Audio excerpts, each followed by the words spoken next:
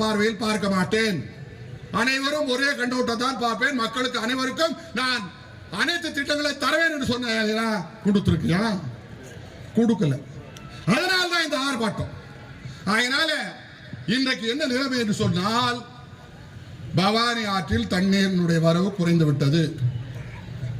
பவானி சாகர் மேலே இருக்கிற பில்லூர் அணை நல்ல சில்ட் ஃபார்ம் ஆயிடுச்சு, அதாவது மண்ணு படைஞ்சிருச்சு. சட்டமன்றத்தில் நான் பேசுறேன். இந்த அமைச்சர், பொறுப்பு அமைச்சர், இந்த செந்தில் பாலாஜி துறையுடைய அமைச்சர், அந்த ஆளுகிட்ட கேட்கிறேன், பில்லூர் டேம் 50 அடிக்கு மண்ணு மூடிருச்சு, அதை தூர்வாருங்கன்னு சொல்றேன். அந்த சபாரியா இருக்கிற அந்த அப்பாவு, அந்த மனுஷன் எந்த துறை நான் பேசுறேன்னு தெரியாம பேசுறான். நான் தெரியாம பேச மாட்டேன். நான் பேசுவது சரி, நீங்கள் தெரியாமல் நீங்கள் குறுக்கீடு செய்றீங்கன்னு சொன்ன உடனே அவன் சொல்ற, அந்த செந்தில் பாலாஜி என்ன சொல்றேன்னா, அந்த அப்பாவை காப்பாற்றோங்கிறதுக்காக நான் சீனியர் அமைச்சர்களை கலந்து பேசி அந்த பில்லூரனை தூர் வரணுமா? ஏண்டா எத்தனை நாள் ஆச்சு? தூர்வாருக்கு முயற்சி செய்த உன்னுடைய பதவி போயிடுச்சு. இருக்கிற மந்திரிகள் அந்த நடவடிக்கை எடுத்தாரா? அதனால பில்லூரனை தூர்வாராமல் இருந்தால் கீழே இருக்கிற பவானி ஆற்றில் இனிமேல் தண்ணீர் ஓடாது. இந்த அரசு இல்லைன்னு அடுத்து நம்ம ஆட்சி தான். இந்த அரசு செய்ய வேண்டியது, இந்த மக்களுடைய குடிநீர் தண்ணீரை பிரச்சனை தீர்க்க வேண்டும் என்று சொன்னால் முதலில் பில்லூர் அணையை தூர்வார வேண்டும். பில்லூர் அணையை தூர்வாரினால் இன்னும் 3-4 மடங்கு தண்ணீர் அங்கே தேக்கி வைக்க முடியும். 16 குடிநீர் திட்டங்கள் இருக்கிறது. இங்க இருந்து கோயம்புத்தூருக்கு 295 mld தண்ணீர் எடுக்கப்படுகிறது. திருப்பூருக்கு 195 mld தண்ணீர் எடுக்கப்படுகிறது. அதனால் அப்படி எடுப்பதனால் ஆற்றினுடைய தண்ணீர் மிக குறைந்து விடுகிறது. எல்லாருக்கும் தண்ணி கொண்டு போயிட்டீங்க, பரவாயில்ல.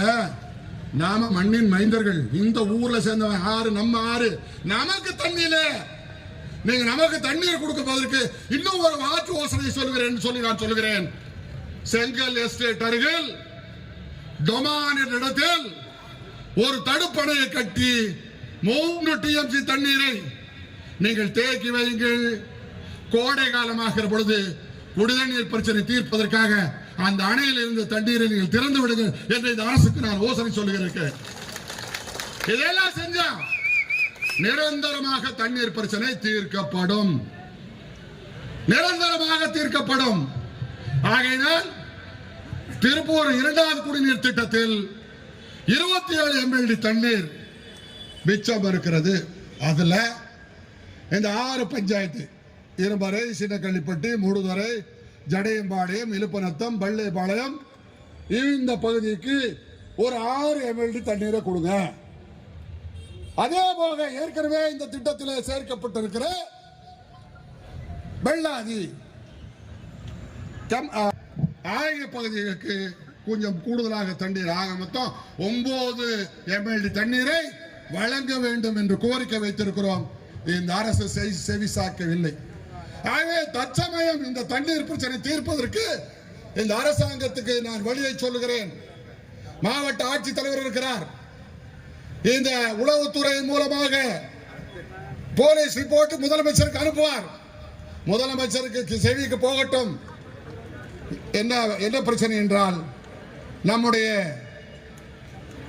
நீலகிரி மாவட்டத்தில் இருக்கிற அந்த அப்பர் பவானியில மின்சாரம் எடுப்பதற்கு தண்ணீர் இருக்கிறது. ஆகினால் அந்த தண்ணீரை திறந்து விட்டு பில்லூர் அணைக்கு கொண்டு வந்து அதன் மூலமாக குடிநீர் வழங்க தற்காலிகமான நடவடிக்கை எடுக்க வேண்டும். போன ஆட்சித்தலைவர் இதை செய்து கொடுத்தார்.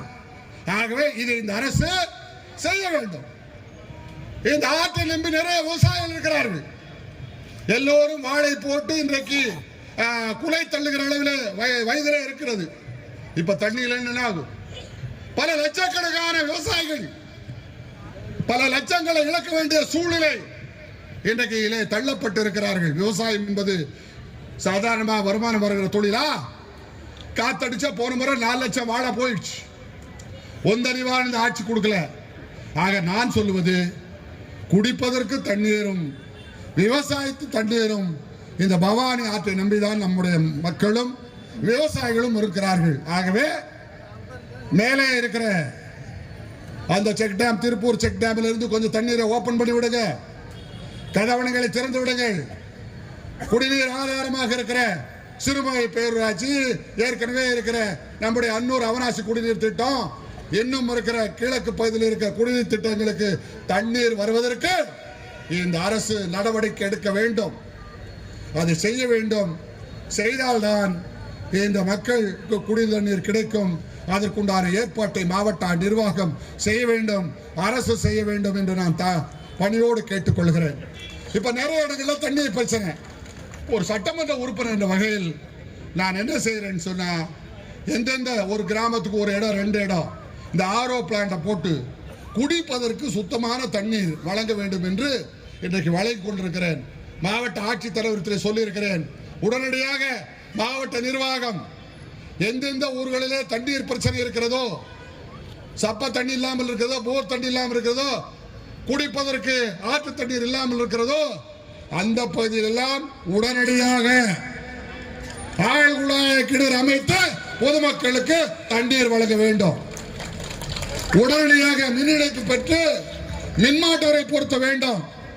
இந்த பணிகளை இந்த அரசு உடனடியாக செய்ய வேண்டும். இந்த அரசு கவனத்துக்கு கொண்டு போக வேண்டும் என்பதற்காக தான் இந்த ஆர்ப்பாட்டத்தை உங்கள் மூலமாக பொதுமக்களை திரட்டி இந்த பிரச்சனையை மக்கள் மத்தியிலே சொல்ல வேண்டும் என்பதற்காக இந்த ஆர்ப்பாட்டத்தை செய்திருக்கிறோம். உடனடியாக மாவட்ட ஆட்சித்தலைவர் அவர்கள், கூடுதல் ஆட்சித்தலைவர் அவர்கள் உடனடியாக ஆய்வு மேற்கொண்டு உண்டான நடவடிக்கை எடுக்க வேண்டும். வெள்ளைப்பாளையத்துக்கு ஏற்கனவே இந்த திருப்பூர் 2வது குடிநீர் திட்டத்தில் இருந்து அந்த தண்ணீரை எடுப்பதற்கான சாத்தியக்கூறு இருக்கிறது. அதற்கு மொத்தம் 20 லட்சம் பணம் தேவை. 12 லட்சம் ரூபாய் பணம் பஞ்சாயத்தில் இருக்கிறது. மீதம் ஒரு 8 லட்சம் ரூபாய் இந்த ஆட்சியாளர்கள் கொடுக்க மறுக்கிறார்கள். எல்லாத்தையும் கொண்டு போய் மெட்ராஸ்ல கொட்டிட்டா பணம் அங்கிருந்து அனுப்புறான். 3000 அனுப்புறது, 5000 அனுப்புறது, 2000 அனுப்பி தொலைஞ்சு போ. நம்ம மக்கள் தான் சந்தோஷமா இருக்கட்டு. ஆனால் அடிப்படையான மக்களுக்கு செய்ய வேண்டிய இந்த சேவைகளை செய்யாமல் நீ இப்படி பணத்தை அனுப்பி அதன் மூலம் வாக்களை பெற்று பொருளை கொடுத்து வாக்களை பெற்று ஆட்சிக்கு வந்துவிடலாம் நினைத்தால் கண்டிப்பாக நடக்காது. நான் அன்போடு உங்களிடத்தில் கேட்கிறேன். நான் ஒரு சட்டமன்ற உறுப்பினர் என்ற வகையில் 5 ஆண்டு காலம் முடிந்த அளவுக்கு என்னுடைய பணியை செய்திருக்கிறேன். யாரும் குறை சொல்ற அளவுக்கு யாரிடத்திலும் எந்த இதையும் தவறும் செய்யாமல் முடிந்த அளவுக்கு மக்களுக்கு சேவை செய்திருக்கிறேன். என்னுடைய பணியை நான் மனநிறைவோடு செய்திருக்கிறேன். எதிர்க்கட்சியினுடைய சட்டமன்ற உறுப்பினர் வகையில் அதிகாரத்தில் பேசுகிற பொழுது வேண்டும் என்றே என் மீது உமன் ஹராஸ்மெண்ட் ஆக்ட், பெண்ணை கேவலமாக பேசியது இது என்று சொல்லி என் மீது ஒரு வழக்கு தொடுத்திருக்கிறார். நான் அதை பற்றி கவலைப்படலை. ஜனங்களுக்கு நன்மை செய்வதற்காக ஒரு அதிகாரி கேட்கிற பொழுது, பெண் அதிகாரத்தில் பேசுகிற பொழுது வேண்டும் என்ற திமுக இப்படியெல்லாம் வழக்கு தொடுக்கிறான்.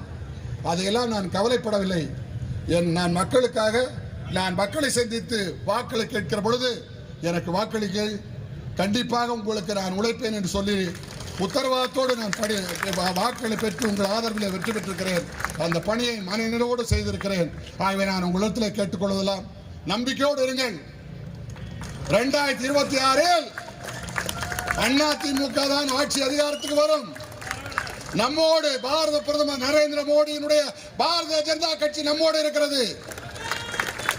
மக்கள் செல்வர் அண்ணன் டிடிவி நம்மோடு இணைந்திருக்கிறார். பாட்டாளி மக்கள் கட்சி நம்மோடு இணைந்திருக்கிறது. ஜான் பாண்டியன் நம்மோடு வந்திருக்கிறான். நாம் பல பொருந்திய கட்சியாக இருக்கிறோம். ஆகவே 2026 வெல்லுவோம் என்று காணுகிற இந்த திராவிட முன்னேற்ற கழகத்தினுடைய ஆட்சியை வீட்டுக்கு அனுப்புவோம். கொள்ளையடிக்கிற கூடவரமாக இருக்கிற ஸ்டாலின் குடும்பத்தை இது கடைசி தேர்தலாக முடித்து வைத்து வீட்டுக்கு அனுப்புவோம். யார் எதை கொடுத்தாலும் பெற்றுக்கொள்ளுங்கள், யார் எதை கொடுத்தாலும் பெற்றுக்கொள்ளுங்கள். ஆனால் இந்த ஆட்சி நடந்தால், மீண்டும் வந்தால் தமிழ்நாட்டை யாராலும் காப்பாற்ற முடியாது. பெண்கள் நடமாட முடியாது.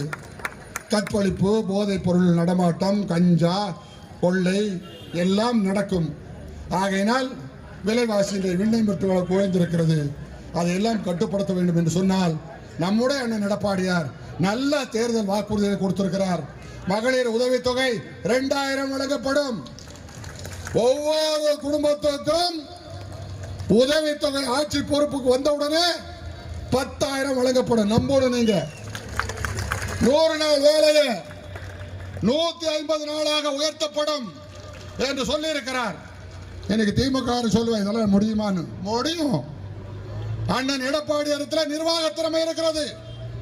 நம்மோட மத்திய அரசாங்கம், நரேந்திர மோடியினுடைய அரசாங்கம் நம்மோட கைகோத்து நிற்கிறார்கள். வேண்டிய உதவிகள் நமக்கு தருவார்கள். எதை சொல்லுகிறோமோ அதையெல்லாம் உடனே நிறைவேற்றுவோம். திமுக மாதிரி காலதாமம் செய்ய மாட்டோம். ஆகவே நம்பிக்கையோடு இருங்கள், வாக்களியுங்கள். புரட்சி தலைவர் எம்ஜிஆருடைய ஆட்சி, புரட்சி தலைவர் அம்மாவுடைய ஆட்சி அண்ணன் எடப்பாடியார் தலைமையிலே அமைக்க வேண்டும். இந்த தொகுதியிலே யார் வேண்டுமானாலும் வேட்பாளராக வரலாம். அண்ணா திமுக சார்பாக போட்டி போடுகிற வேட்பாளருக்கு நீங்கள் இரட்டை சின்னத்திலே வாக்களித்து பெருவாரியான வாக்கு வித்தியாசத்தில் அண்ணா திமுக கோட்டை என்பதை மீண்டும் நிரூபிக்க வேண்டும். பாரதிய ஜனதா கட்சியின் சார்பாக போட்டி போட்டால் அவர்களுக்கு உரிய சின்னமான தாமரை சின்னத்திலே வாக்களிக்க வேண்டும். அமமுகவின் சார்பாக போட்டி போட்டால் அவருடைய வெற்றி சின்னமான குக்கர் சின்னத்திலே வாக்களிக்க வேண்டும். ஆகவே நான் அன்போடு உங்களிடத்திலே பாதம் பணிந்து கேட்கிறேன். 5:15 மணிக்கு வந்தவர்கள் உங்கள் பிரச்சனைக்காக நாம் தொண்டை தண்ணீர் வற்றுகிற அளவுக்கு இங்கேயும் பேசுகிறோம், சட்டமன்றத்தில் பேசுகிறோம். பதவி இருந்தாலும் இல்லாமல் இருந்தாலும் என்றைக்குமே உங்களுக்காக இருப்போம் என்ற உத்தரவாதத்தை மட்டும் சொல்லி வந்திருக்கிற பத்திரிகையாளர்கள், தயவு செய்து உங்களை நான் பணிவோடு பாதம் பணிந்து தொட்டு கேட்டுக்கொள்கிறேன். தயவு செய்து நீங்கள் எழுதுங்கள், இந்த தண்ணீர் பிரச்சனை எழுதுங்கள். செவிடன் காதிலே ஊதிய சங்கு போல் ஆகாமல் ஆண்டு கோட்டையில் இருக்கிற முதலமைச்சர் மு.க. ஸ்டாலின், துணை முதலமைச்சர் உதயநிதி ஸ்டாலின், எங்கே பொறுப்பு அமைச்சராக வந்து வலம் வந்து கொண்டிருக்கிறார் இருந்த அந்த செந்தில் பாலாஜி காதுகளிலே போகட்டும், மக்களுக்கு விடிவு கிடைக்கட்டும். அதையாவது நீங்கள் செய்து தாருங்கள் என்று கேட்டுக்கொண்டு உங்கள் பாதம் தொட்டு அனைவரும் கொஞ்சம் கூட கலையாமல் தண்ணீருக்காக நீங்கள் அனைவரும் இங்கே வந்து இருந்து கலந்து கொண்டு நீங்கள் இந்த ஆர்ப்பாட்டத்தை கலந்துடமைக்கு நெஞ்சார்ந்த நன்றி உரித்தாக்கி ஒரு 4 கோஷம் சுருக்கமாக இந்த அரசுக்கு கண்டிக்கிற விதமாக அந்த கோஷத்தை யார் படிக்கிறீங்க? ரவி படிக்கிறீங்களா? பணி நம்முடைய பேரூராட்சி கழக செயலாளர் அன்பு சகோதரர் ரவிக்குமார் அவர்கள் 5 நிமிடத்தில் முடித்து விடுவார். நன்றி, வணக்கம்.